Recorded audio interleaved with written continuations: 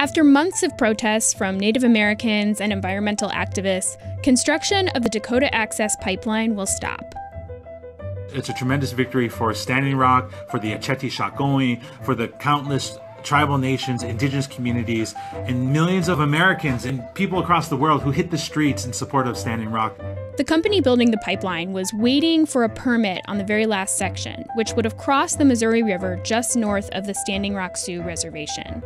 Instead of granting the permit, the U.S. Army Corps of Engineers says it will find an alternate route for the pipeline.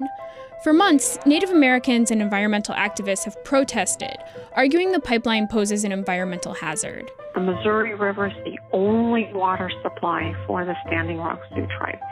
That gets contaminated. They don't have a water supply.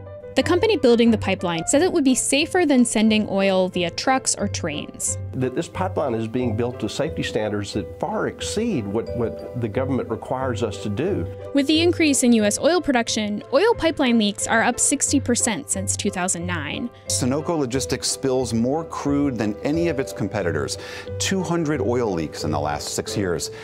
Doesn't that safety record indicate that the concerns of the Standing Rock tribe ought to be listened to?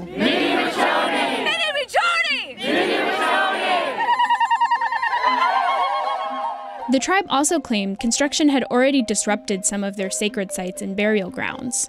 We have a sworn declaration from one of the tribe's cultural experts that describes some of these sites, multiple grave sites and burials. We put all that in front of the court, and the next morning it was gone. They took that information and bulldozed the entire site. The law tries to keep this exact thing from happening through a process called consultation. Anytime there's a project on federal lands, American Indian governments have the right to consult with the United States agencies before those projects go forward. The tribe says this consultation didn't happen the way it was supposed to. And for months, they've been occupying land that's owned by the pipeline company, but which the tribe says belongs to them. And county law enforcement officials have been aggressively trying to get them to leave. The CEO of the company building the pipeline had hoped that President-elect Donald Trump could push the project through.